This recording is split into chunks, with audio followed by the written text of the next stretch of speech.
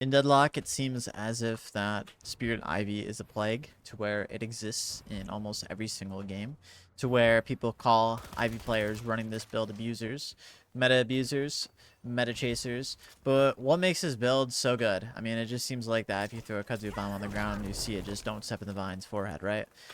But there's something obviously going on with this build, as it's been played in competitive tournaments and wins games and results in high damage numbers and has extreme impact overall. So that's what we're going to be exploring and kind of discussing today. If you enjoy videos like this, make sure to let me know by leaving a comment and liking the video, because it helps me know what you guys enjoy and what you guys don't enjoy in regards to content on the channel. What is the Ivy build? What do you build? So the build centers around two abilities on Ivy. It centers around your airdrop, and your 1 kudzu bomb. Stoneform and Watcher's Covenant are pretty negligent. Stoneform is actually used quite often in the build, but Watcher's Covenant is basically non-existent, which is pretty funny because this build is only good for really 2 abilities. So the idea is you fly up, airdrop, team fights, you drop your airdrop, and drop kudzu bombs and just litter like the floor with them and stuff. And obviously right now the kudzu bombs don't look as big, but as you upgrade these abilities and you buy the items, right,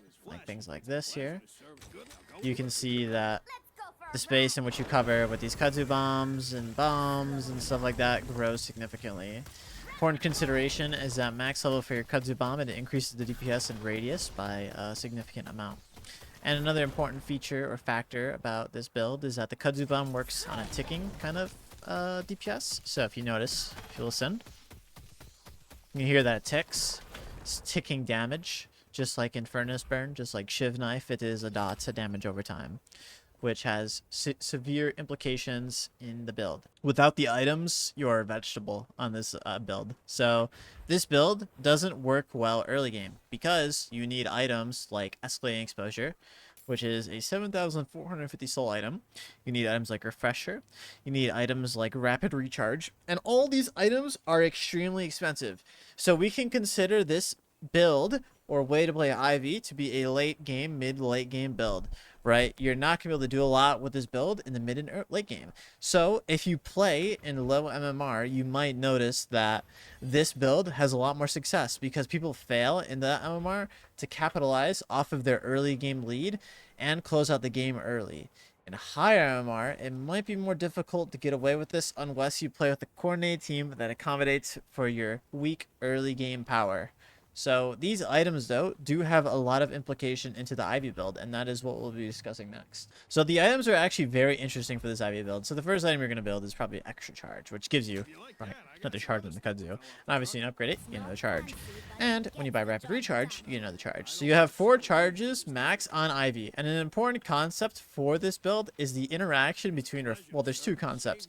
The interaction between Refresher and charges. So you can't see my refresher because my character is blocking it, but when I use all my kudzu bomb charges here, throw 1, throw 2, right, let's throw a 3rd one, you'll notice when I press refresher, it refreshes all the charges. So the idea is, right, you do your bombing run, you drop your kudzus and stuff. Let's say we use all of our kudzus, you pop refresher, and then you get back your airdrop and all your kudzu bomb charges. So on a nice day, you'll probably have 8 to 10 kudzu bombs. 8 if we're assuming that no charges extra are gained from like cooldown timers or anything. So about 8 kudzus, 8 to 10, then 2 airdrops, which is significant area denial, which is why it really works with good synergized teams, because a good synergized team can take advantage of this space denial.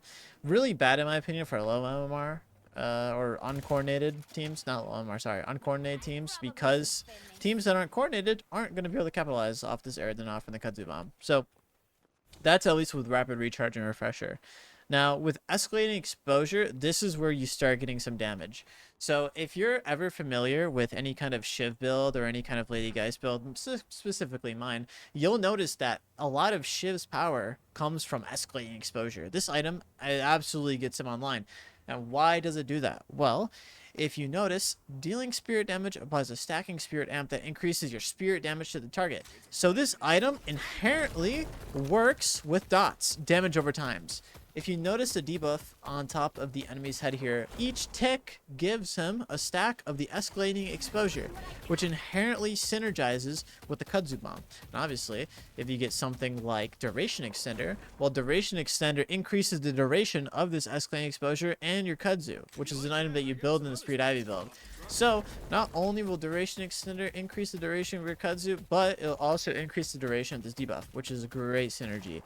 And this item, I will tell you, just this is my opinion, just seeing its prevalence overall in all of these Ivy builds for or builds in general in Deadlock just means to me that this item is really good. So my recommendation and takeaway, if you're not really invested in the Ivy, is look at this item and see how you can incorporate it into other builds, because this was a very big reason as to why Spirit Shiv was extremely strong, because you'd stack up the escalating with your bleed, and then you would go in with your dash to literally one shot, because right, your dash is shivved at like 300, 400 damage. 10% of that is a big increase, so you could have like 2,000, 1,000 damage from a single dash with this item. So this item is essential to Spirit Ivy. So now that you understand the build, now that you understand the items, now you understand the interactions, why is this build so good and why does it work? It really, in, honest opinion, it shouldn't work. All it is just kudzus on the formula to avoid the kudzus. Well, if we go a bit deeper in the build, there's a bit more to understand. So because it works off dots, you can easily apply like Mystic Slow to your enemies, which prevents them from moving in the kudzu a bit. Gives them a 30% movement speed slow in the kudzu bomb. So if you throw the kudzu, it has that 30%.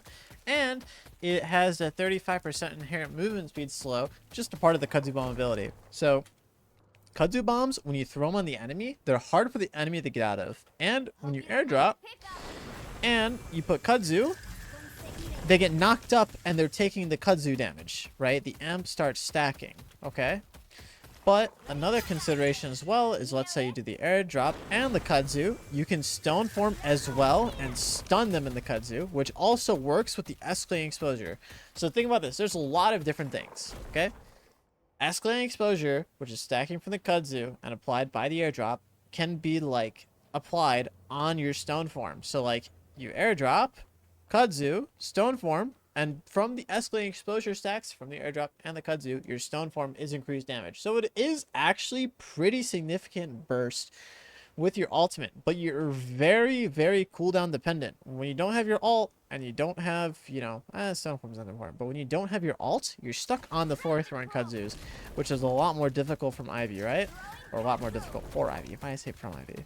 But when you have, your ults up, you do have the aerial, overview of everything that's going on. It's easier for you to get the kudzus down. It's easier for you to, throw them around, see everything, how the map is being played out, where the enemies are going, etc., etc. However, another reason why I think this build is so good is people's refusal to respect it and buy things like Knockdown, buy things like Curse, buy things like Silence Glyph, etc., etc. People don't really respect this build as much as you might think, chat.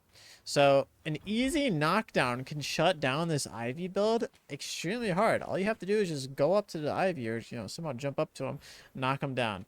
You could even build Phantom Strike and Mow and Crow at them. You can even curse the Ivy, etc., etc. There's a lot of different things you can do. You could also, as I said, this build is very cooldown dependent. Play around the cooldowns of airdrop. When Ivy's in the air or she doesn't have ult, look to fight. If she's in the air, wait. If she doesn't have ult, fight. It's pretty simple, right? This build needs to be respected, because if she doesn't have those kudzus and she doesn't have the airdrop, right, she's kind of useless. She's a potato. You could also play around the refresher cooldown. So if you saw that she used refresher and she threw 4 kudzus, that means she's out of juice, and it's a good time for you to fight because she used all of her cooldowns for that ability. So overall, I will say that I think this build is a bit gimmicky. I mean, it's literally just 2 abilities. It's kind of depressing because, you have something like Watcher's Covenant, you have Stone Form, which really aren't utilized that much in this build. Stone Form, as we saw, is utilized, but to the extent of some other characters and other builds, it's not really whatsoever. Watcher's Covenant is literally laughed at. So the fact that this character has devolved into something where you're just using 2 abilities and spamming them in some kind of a gimmicky way. Oh, and also, not to mention, the kudzus are kind of hard to see a little bit. It's not that hard to see, but when you're on the streets and stuff, it has like weird verticality, sometimes blends in with the the ground and shit like that, whatever. So anyways, back to what I was saying. The fact that this character has devolved on just the abusive 2 abilities is a bit depressing. So I think we're either going to see a nerf or a rework or something like that. Maybe some visual clarity on the kazoos at a defined border, which it already exists, but maybe some kind of more defined border. I don't know. We'll see. But guys, let me know, please, your thoughts and opinions on this video. It took me, you know, some courage to make something like this a bit different than what I usually do. And yeah, so much love, guys, and I'll see you guys in the next one.